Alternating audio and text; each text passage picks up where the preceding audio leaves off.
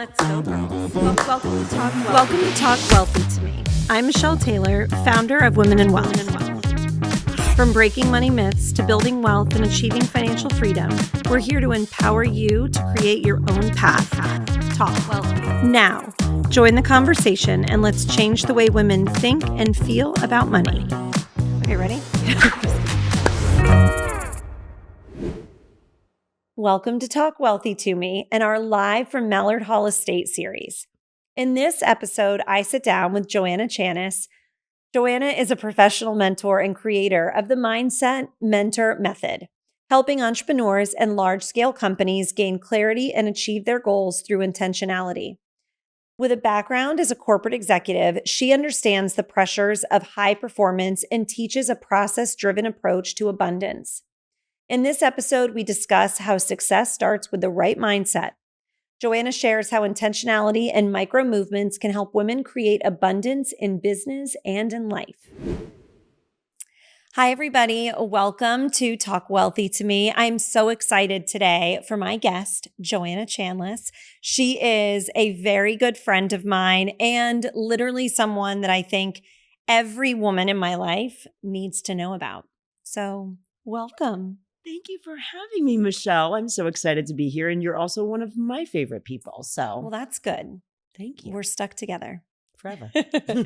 So I love what you're doing. I know that so much of my audience is made up of women of all stages and walks of life. And what I love about what you do is I think that no matter where you're at, they can benefit from your teaching. So tell everybody a little bit about what your process looks like and what your business is all about. Okay. So first and foremost, I am a mother of 2 grown daughters. And that is the blueprint for everything I teach and everything I have done. They are, like I've often said, my original and most expensive clients. I have a very diverse background I have corporate experience in running large sales teams, over 12 years of doing that when I started out. And then I wanted more time with my children, so I became an entrepreneur. I'm going to pause for effect. From every entrepreneur listening, if you want more time. Yeah, exactly. And I built and sold and exited a 7-figure business and invented an app. So I have all of this kind of interesting background. Yeah. And then I got the call that every woman dreads, the "you have breast cancer" call. And I immediately thought, well, if I handle this process the same way that I've handled everything so far in my life, which was always in stress and a mode that was always reactive, always high on adrenaline. I was always extremely successful, like many of your listeners, but I was always in fight or flight since childhood. And I did something really radical, which, we're friends, so I know you're going to find that hard to believe. I chose to live with my tumor for 10 weeks. And during those 10 weeks, I aligned myself. I wish I could tell you I had the foresight and this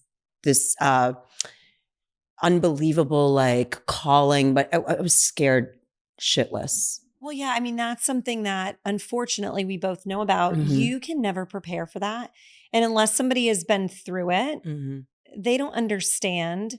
And I think it is so interesting that you just sat in the moment with the tumor for that long. 10 weeks. And you don't tell Mass General you're going to sit with 10 weeks. Sit this one out for a few minutes. And I knew that no matter how great my doctors were, and they are the best on the planet, that if I was not going to actually get my shit together and align with myself and really put new systems in place, that they couldn't heal me. I needed to prepare for the fight, right? Yep. I needed more.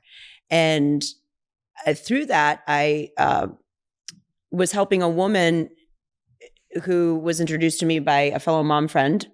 And she inspired the book that I wrote. And she said, you need to share these tools with other people because they need this, whether they have cancer or not. And that's how it all started. I started to get requests for people to teach them this methodology that I then went ahead and trademarked and have systems. And what I realized that although I had built and scaled companies and I was very, very financially successful, my home life was not aligned. Mm-hmm. And I figured out how to do that through living with my tumor. I aligned myself, which means my home fell into place, my relationships were repaired, and I became healthy, truly healthy. And I think that that is the most important part. And especially I set forth on a mission to reach as many women as possible so they could get the cliff notes, if you will, sure. Right? And not have to go through what I went through or what you went through, and to help them align. And the way I do that is in two ways. One, I take on a few VIP clients per year, and I know you find this so funny, but I actually go and move in with them and their families. Which I think, I mean, I think that is groundbreaking, yet so simple at the same time. Since you and I have become friends, I've thought about that process of what it would look like if you were a fly on the wall in our home, and having that other set of eyes, even for people that go to therapy or counseling just to be better within the walls of their home. No one is there. So we all show up as the best version of ourselves. And I think the fact that you take that drastic step to say, you can't hide from me for 2 days. I'm going to find out what's going on with your life that's out of alignment, and then we're going to fix it. I think it's incredible. Thank you. And it's been very effective. Yeah. And so I also become very, very personally vested in their success. Like I said, I'm an empty nester. My daughters are now grown and I'm able to do this. And I get to meet people's children and their dogs. And the husbands are always, they're so funny. Michelle, they're like, who is this lady coming? And she's not staying in a hotel. She's staying with us. And I often will cook for them. I play with the kids. I enjoy them. And the husbands are always like, oh my gosh, don't leave. And I'm like, yeah. And I run the gamut. If somebody needs to go to Neiman Marcus, I'm your girl. But if I feel like you have too many shoes, then I'm taking you to Target and you're buying cookware, because I'll go to Whole Foods with you. I set up the meals. I clean out the refrigerator if I have to. Well, and I love that, because what you're doing is simplifying the easy steps. Mm-hmm. And I don't know about the listeners and your clients, but I can speak for myself that I don't operate well in an environment of chaos. I think it makes everything chaotic. So to take the time to straighten a refrigerator, organize closets, get things in a place where it's quieting the noise, no one is doing that unless they're forced to do it. Or unless you're me and you're cuckoo like that. Well, and yeah. I think that is one of the many things, the many lessons I learned from my tumor is that, and from the outside, everything looked perfect. Sure. I mean, every single thing was perfect. I made sure of that. Oh, yes. And I found that becoming vulnerable and becoming honest with myself, because I was either going to live or die. It was that drastic. I took the step to do one thing at a time. I know that a lot of women feel overwhelmed right now. And if you're listening to this and you feel like you're doing too much, the very, very first thing you can do is just make a list of what you have to do and just do one thing at a time. That is one of the things I work with with all of my clients. And what I found is I don't have the capacity to take on any more private clients. So I put together all of this data that I have, and I'm offering it in shorter versions, still one-on-one with me, where I can tell you that there are so many similarities, regardless of the industry you're in, regardless of the ages of your children, regardless of if you have fur babies or human babies or both, that every single woman is struggling with the same exact thing. She doesn't have enough time. Well, especially entrepreneurs. We come into this thinking, oh, autonomy of time, but we don't understand that we usually fill it with things because we're overachievers. So we're trying to do all of it at once. And we are in a time now where multitasking is celebrated. And I love that you don't like that. I hate it. Yeah. And I don't use the word hate for many things. I actually rarely use it. I don't dislike it. I actually hate it because what it does is it takes all of the years of all of the women that have come before us and have paved the way for us. And it takes us, I believe, 100 years back, because one of the things that men do really well is they do one thing at a time. Yeah. And we, because we are overachievers, or because of biology, like our bodies can grow a baby. I've heard Deepak Chopra describe this, and it's so fascinating. I can grow a baby and digest food, and we can play the piano all at the same time. But that doesn't mean we need to do anything all together. Yes. And it's the one thing I've taught my daughters. You can do everything. You just can't do it at the same time. But do things in an excellent way. And so I've got just one rule if you work with me. What do you think it is, Michelle? I would say, just knowing you, that if you're focusing on those one things, you have to commit to doing the work. Yeah. That is the 100% and the 100% truth. Like, you have to actually do it. I will not do it for you. Well, and that's what's frustrating. And in my line of work, on my private side of consulting, we can give, that old saying, you can bring a horse to water, but you can't make them drink. I can tell you all of the things, but it's a time commitment and a financial commitment to work with somebody that's in either of our spaces. Mm-hmm. You've got to give yourself the grace to say, this is important. Mm-hmm. This needs to be the focus. Mm-hmm. Invest in yourself. 100%. And the way that I find very quickly that if I know a client is going to make it or not, and I've only been off a couple of times, but it's very, very clear. And I will tell you, the one trait that they have is they complain. So I have a zero complaining policy. Oh, I love that too. Okay. So I offer a solution-based thinking option. And I don't want anybody to come to me with a problem. I want them to come to me with what they think should happen. And then we can strategize around that. It's interesting. Something that I think I've mentioned on the podcast before, but there is a speaker. He is a mindset coach himself. Mm-hmm. Are you familiar with Jason Selk, the work that he's done? Mm-hmm. So if you guys don't know who that is, he's fantastic. But I would challenge you to think through that. His primary principle is being relentless solution focused. Mm-hmm. And I do try and think about that. If you lean in to the problem, give yourself like 30 seconds, 60 seconds, but then let's start working through solutions and let's focus on those. If those need to be tweaked with your help, that's fine. Yes. But if someone is constantly just coming to you with the problem, they're not my client. They're not your client. They're absolutely not my client. And I work across, I've worked across almost 20 industries right now. And people will say to me, well, business is business, and business to me is easy. Mm-hmm. It's the life that I go in, and once I can fix that and we can do it together, the business thrives, the relationships thrive, the money comes in, the health is there, people look younger, they look better, they feel better.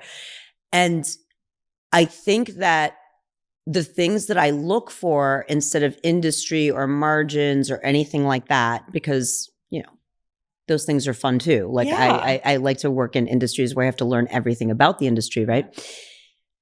Is that every woman I serve has two things in common. And I serve a very diverse group of women. And those two things are, they would do anything for their family.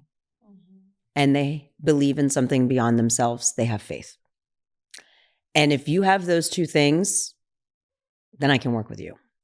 If you are still looking for purpose, I think there's a lot of work that you need to do before you get to somebody like me. Because I don't feel like you can help somebody find their purpose. I feel they have to have, It has to come from them. it has to come from them. And once you're there, I can help you hone in and really grow as a woman without losing yourself. And I see a lot of women living through their children. Oh my word. You know what I'm talking about? Well, yeah, because my son plays baseball. You're a baseball mom? I am a baseball mom. He's eaten up with it, but he's 10. And my daughter is in cheer. And you're a cheer mom? I'm a cheer mom. And I cheered growing up, so I loved it. But it's a changed world. And now you see these moms and their daughters are 4 and they're at the gym 5 days a week. And they are, covered in all of the things.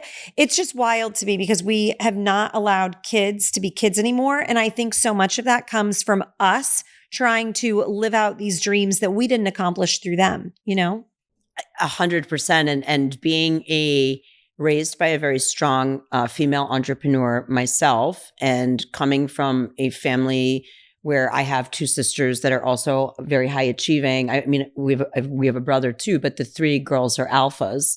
And I have birthed 2 alphas. Yeah. And I think my biggest role in their life was to really guide them to figure out why they are here, more importantly than what they do.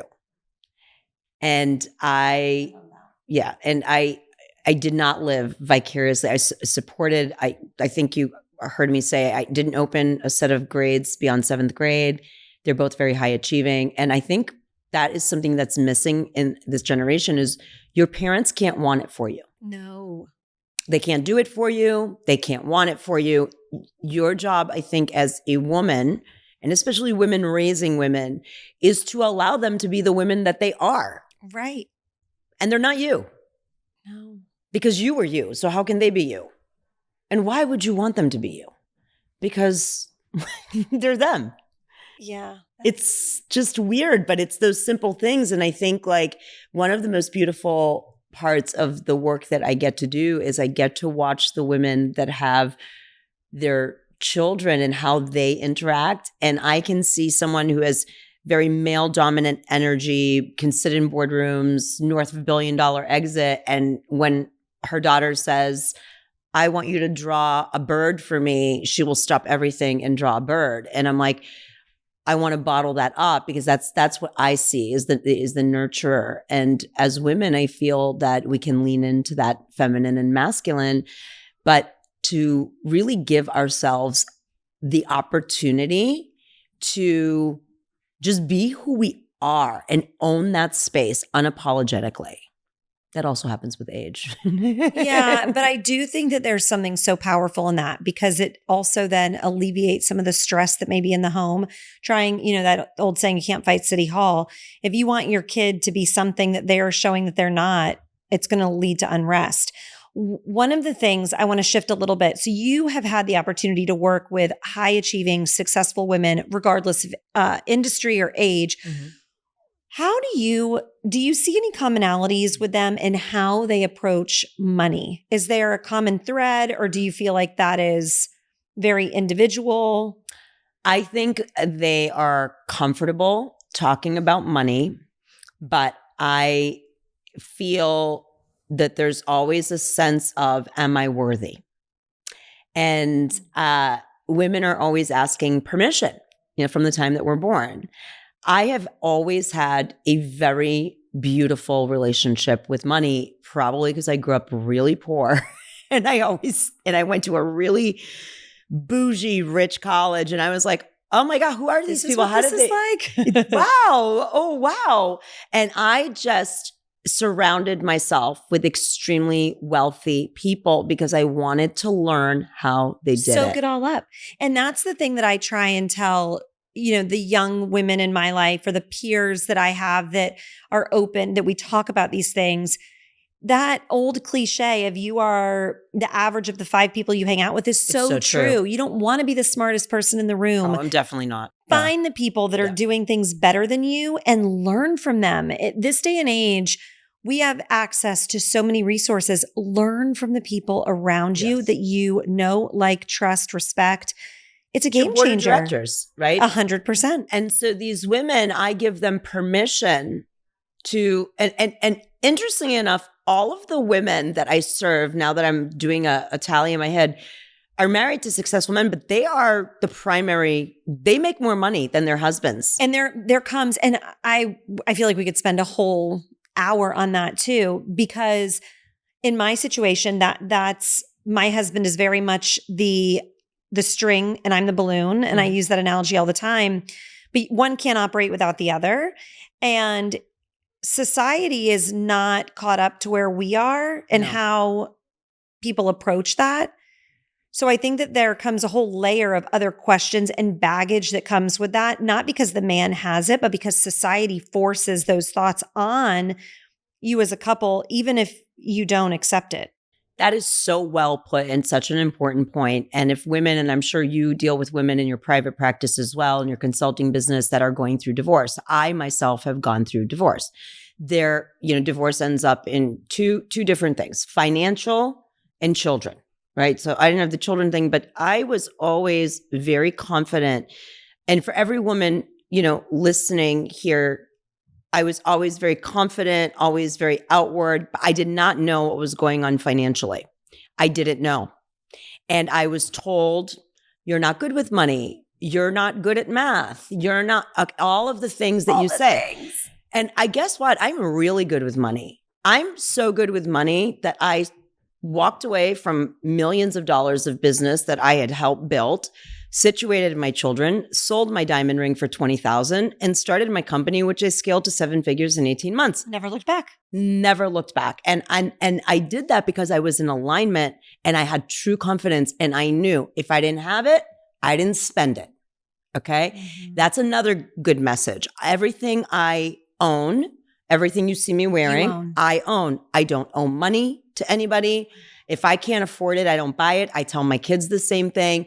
And you know me, I'm bougie. I like nice things, right? Yes. But I also feel and this is something I feel like women need to own and you can, and I love the work that you do for this reason is my investments are diverse. Mm-hmm. I have real estate, I have gold, I have art, I have my retirement stuff. I have interesting investments and that I'm passionate about. Yeah. And I think that every woman that's listening to this right now is good with money.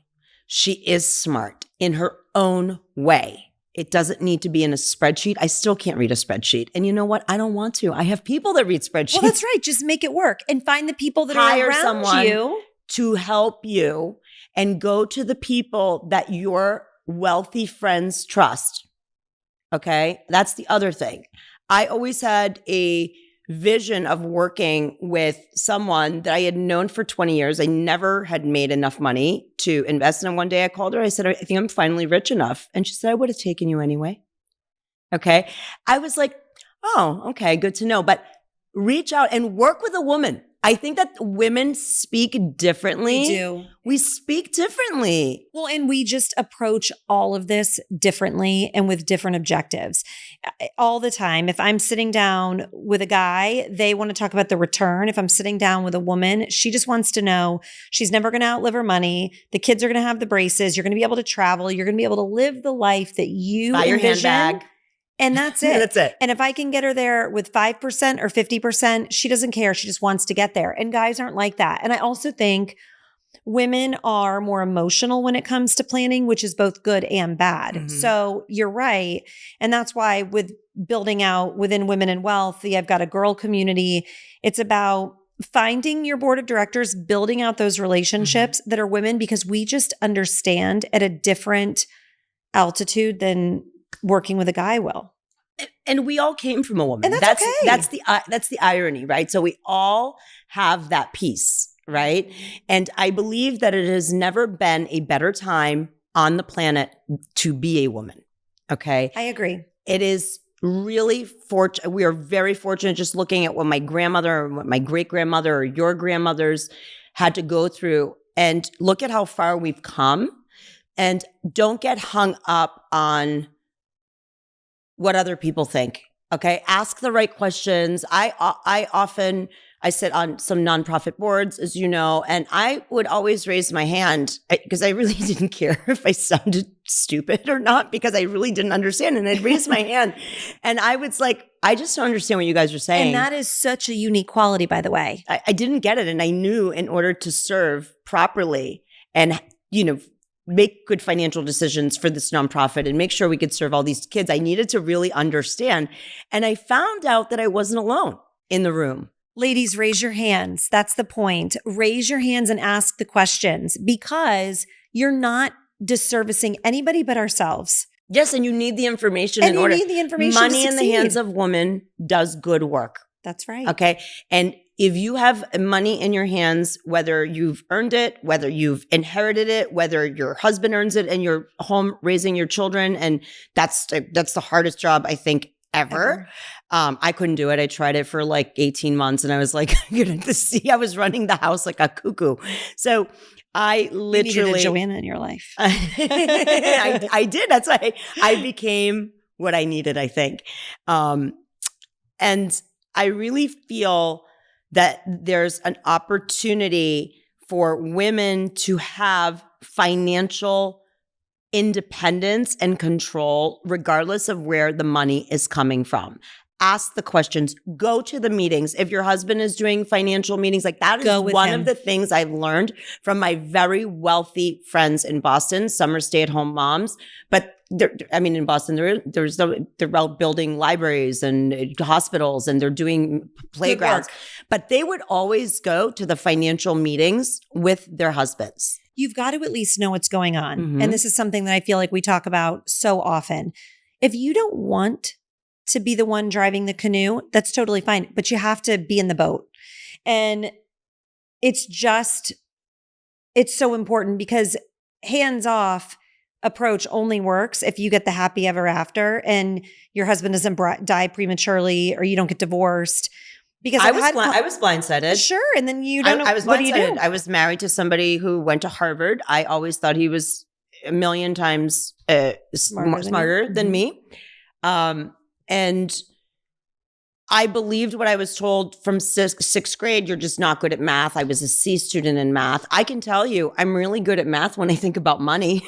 Well, and you know what's so funny is going back to the whole, I'm not good with numbers, I'm not good with math. My niece, who I've referenced many times on here, she's changed her trajectory and wants to go into this world because of the work that she's seen that I'm able to do. And that makes me so happy.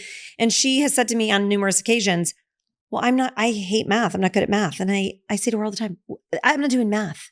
This isn't math. It's addition and subtraction. This is understanding a tool and how to use it. It's so smart what you're saying. And just the fact to inspire. I mean, I'm a huge, some of my clients call me an aunt for hire.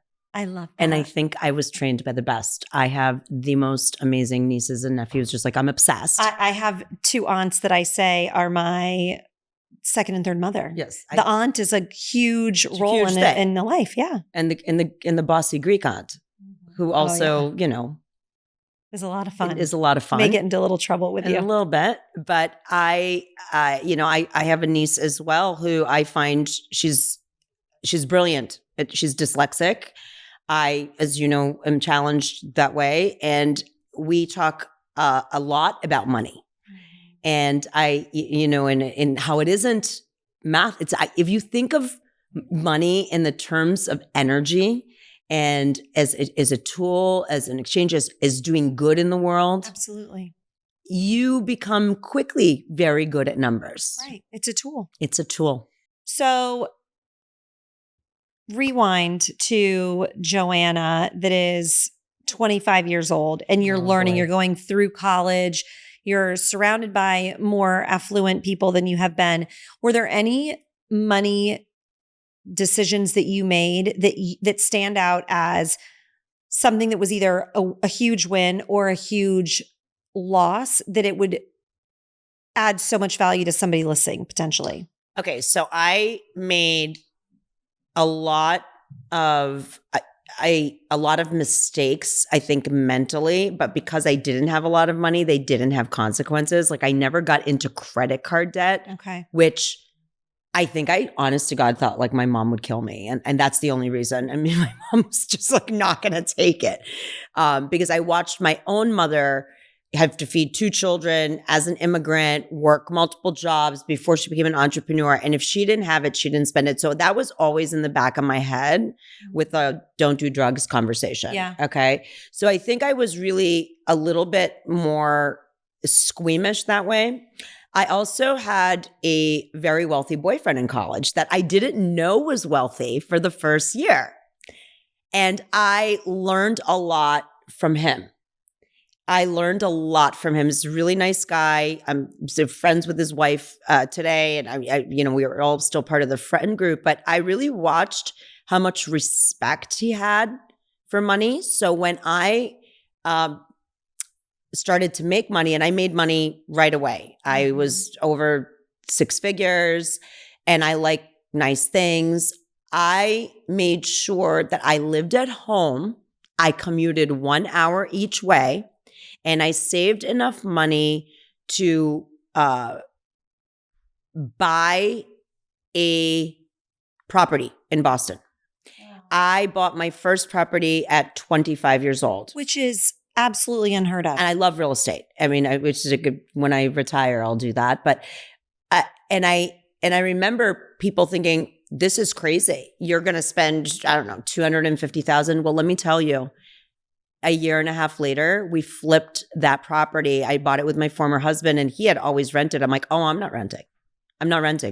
I said, we're going to take all the money we have, and I'd been saving money, and we are going to buy something. Well, we ended up making over double our investment in just under 2 years. And that was what started the journey.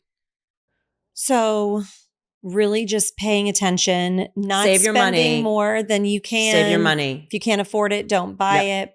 And as we wrap up, there's so many women that are listening that are probably like, what is the secret sauce? What is one tangible thing that you would tell a woman that's feeling like her life is overwhelmed or chaotic? That's like your one quick hit. What do you think that someone can implement tomorrow? Keep a notebook on your nightstand. And every morning when you wake up, write one good thing that happened to you the day before. I did that once for 365 days when I was going through my divorce after this year. And I called it the year of the good of the day. And no matter how overwhelmed or stressed I was, I could always find, and that will set your tone. And that is your North Star for the day. And what's so beautiful is you can go back a year later and read it. I'm starting that tomorrow. That is amazing. And I think it's free. Do it. Do it. Don't buy another ladies. book. Don't buy it. Just do that. Write your own story. One good of the day. Good of the day. Yeah. I called it GOTD. Well, and I know that, the title of this podcast, Talk Wealthy to Me, it doesn't just relate to money. And I think you and I can both agree that true wealth is health. And that's all. If you don't have your health, it's the first pillar. That's it. And so fix the home line. That's right. Because that's what can make you sick. That's right. And so I think that, ladies, if you take anything from this, it is invest in yourselves, not just financially, but think about all the things that impact your wealth, whether it is related to your mental wealth, your financial wealth, your physical wealth, your relationships. Invest in those things. That is how we talk wealthy to each other. And I think that we keep those conversations going and change the narrative once and for all. Where can everyone find you and all of the great work that you're doing? Thank you. You can follow me at joannachanis.com, sign up for our newsletter and get special little tips and tricks. You can get right on my website. You can also follow along on Instagram and send messages. I do read my own direct messages and I engage back. So if you have a question, you can throw it on there and I'm happy. And if you're interested in working with me, I am opening up this 90-day, there's going to be spots available starting, by the time this podcast is out, they'll be live and open. So you can access that. You can shoot a DM. My team will get back to you. I'll forward it to them or sign up on my website, and love the opportunity to help you find that elusive work-life balance that every woman is craving. That we're all chasing. And ladies, check this out, because I know she mentioned she's at capacity for the VIP. I think you only take 10 clients a year. You never know when your situation will change or where her situation will change, but at least get started today. Don't second guess starting to do this good work. It is so important. Wealth starts here, not just in your pocketbooks. So with that being said, I adore you, friend. Oh my gosh, know that we were meant to be good friends forever. You're the best. And I am so grateful for the work that you do and our journeys that have connected us and keep us connected. And I am just going to enjoy every single moment I have with you. And you're just you're a blessing. Right back at you. Thank you so much. And until next time, like, subscribe, share, make sure that we are trying to change the narrative at every turn with every woman we encounter.